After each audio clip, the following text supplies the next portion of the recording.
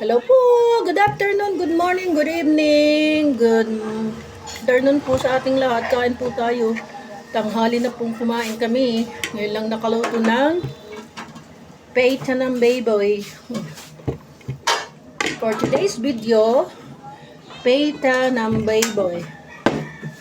Kain tayo. Thank you Lord, thank you Lord. Asim na. Kanina, nilagyan ko to ng sampalok. Ayan po, yung ganitong sampalok ko. Galing sa Pangasinan. Kasi masisira lang. So, nagpili ako ng kahit pala hilaw. Ang tamis pa rin. So, naglagay tuloy ako na siya eh. Kain tayo. Thank you, Lord.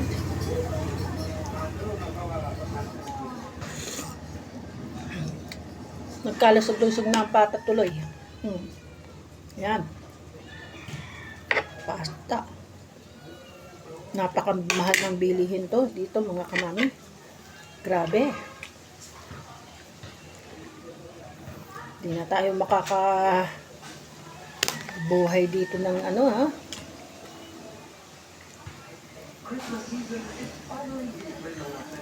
Kain po tayo. Ayan po. Kain tayo. Thank you Lord. At may cucumber po ko.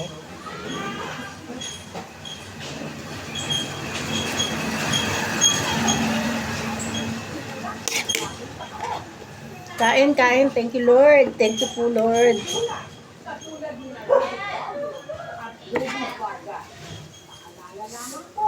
Chili.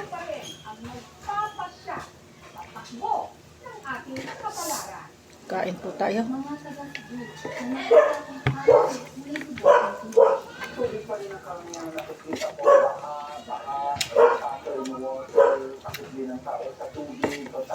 Dami na.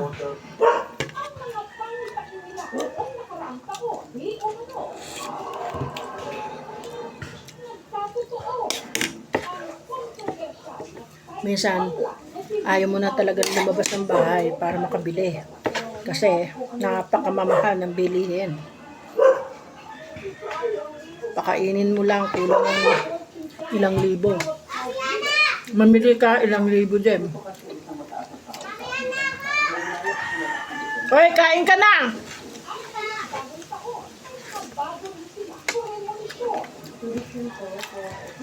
Kain na daw. Hugas ka ng kamay. On the first quarter of the year, may muli pa akong nakikita na maaaring magkaroon ng problema ang ating presidente. Kain tayo. Pakita mo rin na tayo. Yummy. Bagong virus.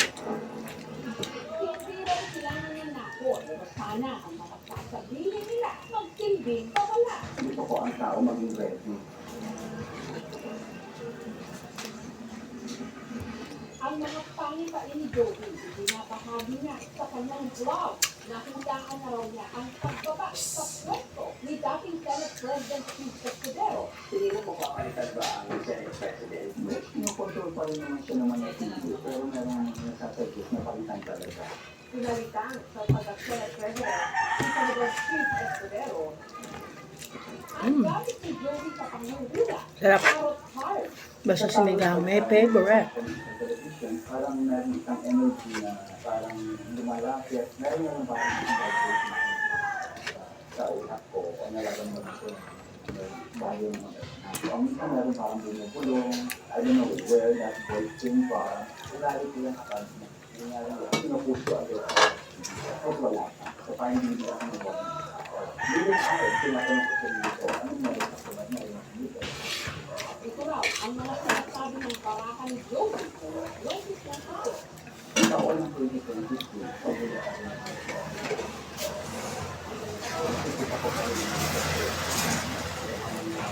video.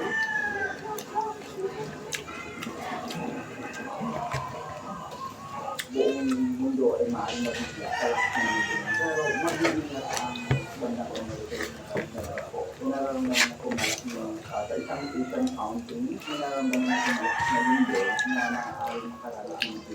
I hope hindi pa rin ang mundo nasa kalagitnaan ng tao from July hanggang October. Maraming pwede matindi. Mga papasok na panibagong mga virus na may pinagawa sa hangin.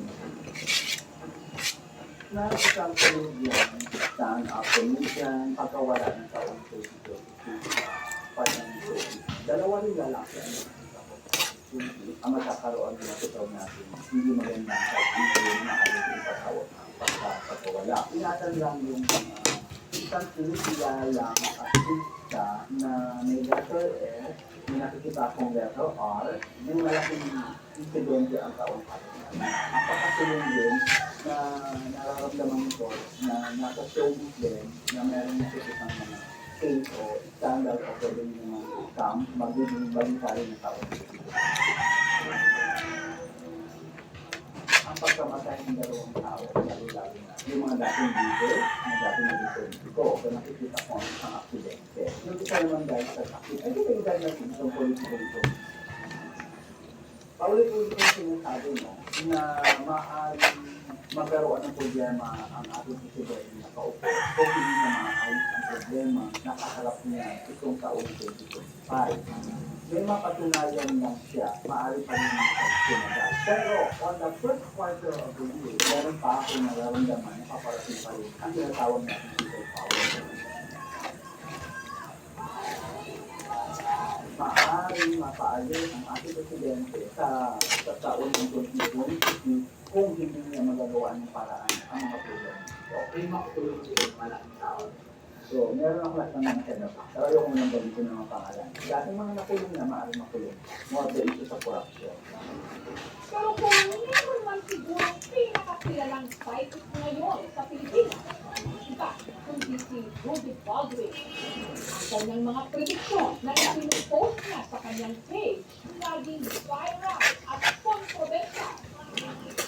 Ang isa raw sa pinakahuling nahulaan niya ang pagtama ng 6.9 magnitude na lindol ang matinding pagbaha sa Cebu. Magkakaroon ng malakas na lindol. Malakas isa. Thank you po. Bye. God bless you all. Ingat po. Thank you for watching.